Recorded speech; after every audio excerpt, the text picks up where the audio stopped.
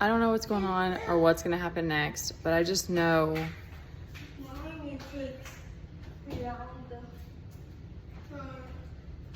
choosing to heal and work on loving myself unconditionally and is the best thing that I've done in this life. Like, I don't have money to my name. I'm not successful. I'm not, I've made plenty of mistakes. Like, I'm an underdog or like, whatever. It doesn't matter because the labels are for whoever, but like,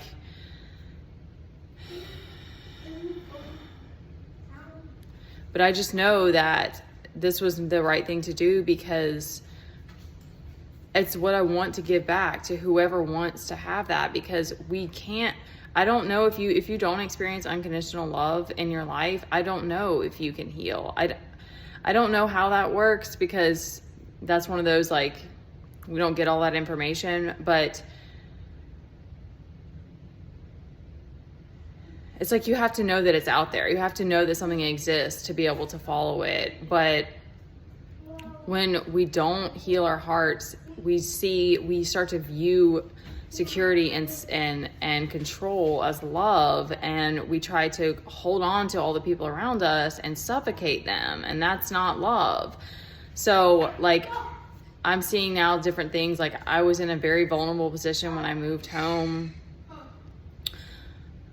and I started working, but then I was leaning on the people around me because then it was just like madness after madness with Teddy. And then I find out he's autistic, and it was just like I couldn't hold the burdens that were on my shoulders. And then to realize later that I'm leaning on with that.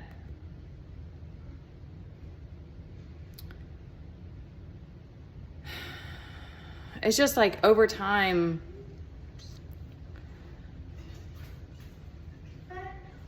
if you're not working from the heart and your ego's not being checked, it's like you're just creating stories about the people around you. And like there were a lot of crazy times that I went through that my mom witnessed with me with Teddy, and then you maybe like create a story about this person, and like I see that now that it's like she's still viewing me as like this damsel in distress, and she almost is like, she had like that, she brought that up yesterday about our stories paralleling, and it was like yes and no, like our stories are very different, and it was weird. It was just a really weird moment. And then I was like, she still sees me as like this incapacitated person or something, I don't know, or she's just using that, whatever, it doesn't matter. It's just, the point is like I've done all these things to try to grow and change and to be able to take on the next thing, and it is a crazy situation to be in, but it's like I even spoke to her that I'm ready for the next thing, and it's like I deserve that, and we deserve to have that independence. But it's like,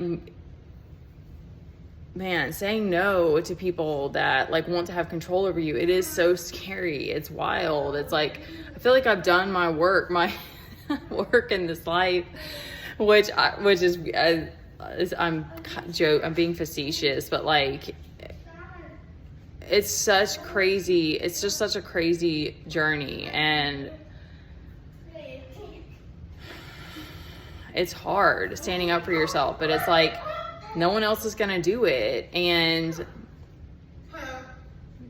it's so weird. It's so weird being still in this in between of like, I feel bad that I'm saying I want to live my own life and like do things that are best for me and Teddy, and say no to your ideas, like, but it's like I also know that I need to follow what's meant for us and what's best for us.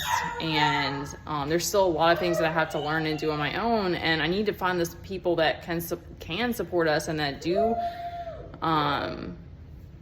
want to see me succeed, I guess. Like, I can't really find the words right now, but I just wanted to I'm just putting this out because I don't know if anybody else is going through this, but it's one of those wild situations that it's like,